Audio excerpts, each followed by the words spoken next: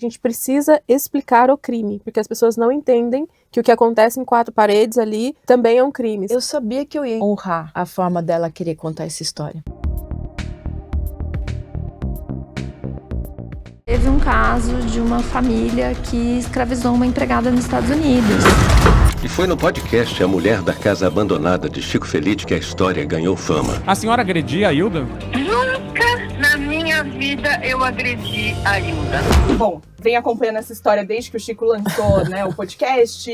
Eu já tinha falado pra ele que, assim, cheguei quando era mato, né, na saga Chico Felitti. Não tinha nada. Quando não tinha nada. Queria parabenizar vocês pela série, porque, de verdade, espero que traga uma repercussão midiática necessária e dessa vez com o foco certo. Então, queria começar falando um pouco com vocês exatamente sobre isso, né? Quando o Chico lançou o podcast, a gente viu o frenesi que foi na mídia e como, de certa forma, a narrativa acabou ficando um pouco complicada nesse pós, né? Acabou indo para um outro lugar. Então, eu queria que vocês falassem um pouco qual a expectativa de vocês agora com esse lançamento, de para onde isso vai, né? Nessa narrativa midiática. Se vocês esperam que isso vá abrir discussões de uma forma melhor, que vai gerar uma repercussão mais interessante em termos jurídicos, enfim, queria que vocês falassem um pouco dessas expectativas agora que o projeto já está praticamente no ar. Bom, acho que o que eu foquei na época do podcast, óbvio que teve muito furdunço, teve muita coisa insana que aconteceu, mas o que me deu tranquilidade foi quando começaram a chegar os números do Ministério Público do Trabalho do aumento de denúncia de suspeita de trabalho análogo à escravidão. E em alguns lugares do Brasil triplicou esse número de denúncias, no Brasil inteiro duplicou pelo menos, então foi aí que eu entendi que, esse assunto chegou. Começamos a falar sobre esse assunto no meio de tudo, no meio de cachorro sendo tirado do braço da pessoa, helicóptero mostrando ao vivo. Teve muita espuma, mas teve a discussão também necessária e teve, acho que, o perceber. As pessoas se deram conta, muitas vezes, que elas não viam o que estava ao redor dela. E passaram a ver por causa da discussão que, enfim, faz parte dessa história. Eu acho que a série tem um potencial ainda maior de trazer essa discussão à tona. A gente falar em 2025 de trabalho análogo à escravidão é meio absurdo, assim, né? A gente não precisaria falar, mas acho que a série também vai trazer um pouco de reflexão sobre isso. Espero que as denúncias aconteçam, mas eu espero principalmente que as pessoas entendam que isso é um crime, sabe? Porque a todo momento na sala de roteiro a gente ficava nessa expectativa, assim, a gente precisa explicar o crime, porque as pessoas não entendem que o que acontece em quatro paredes ali também é um crime, sabe? Que tudo que a Hilda contava era verdade. Então, acho que fica a reflexão e fica o poder de denúncia, assim, né? Vieram 2 delegacias, helicóptero.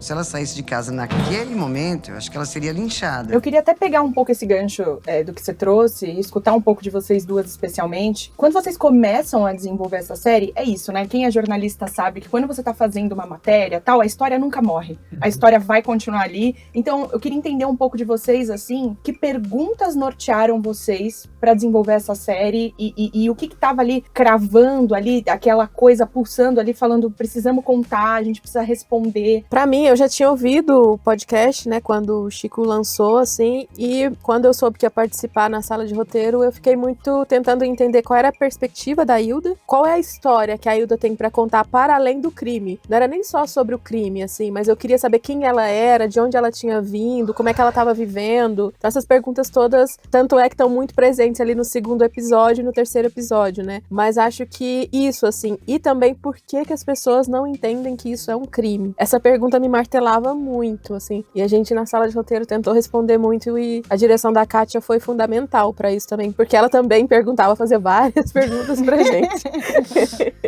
Eu acho que, pra mim, a pergunta era quem foram as pessoas que testemunharam esse crime?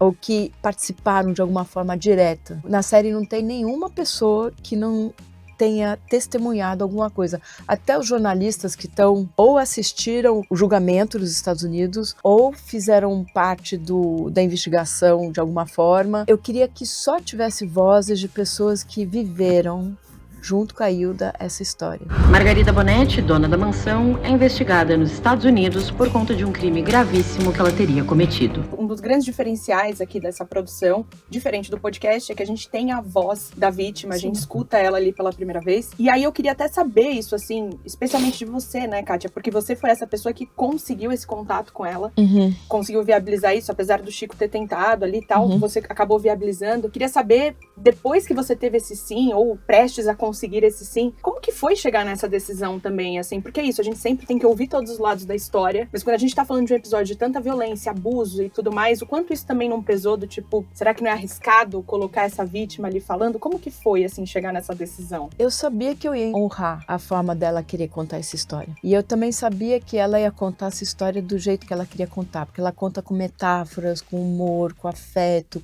ela nunca se coloca como vítima, né? E eu também senti que quando eu cheguei nela no primeiro momento, ela transbordava falando desse assunto, parecia um disco quebrado assim no peito. Ela tinha necessidade de falar e ela tinha necessidade de ser compreendida e escutada. E mesmo estando escondida há 25 anos nos Estados Unidos e ela tinha amigos latino-americanos, eles falavam espanhol. Ninguém entendia o que ela falava em português. Ela sentia que ninguém entendia e ela tinha necessidade de organizar o que tinha acontecido para ela, assim. Quando eu assisti a série junto com ela do lado, eu senti que ela tá em paz, que ela tem a dignidade dela, que ela tá feliz e que alguma coisa se resolveu para ela. Era essa a minha meta, sabe? Então eu fiz um compromisso com ela e comigo mesmo que eu queria chegar nesse ponto. Não, e eu acho que foi muito bem atingido, porque é isso, assisti já a série completa e pra mim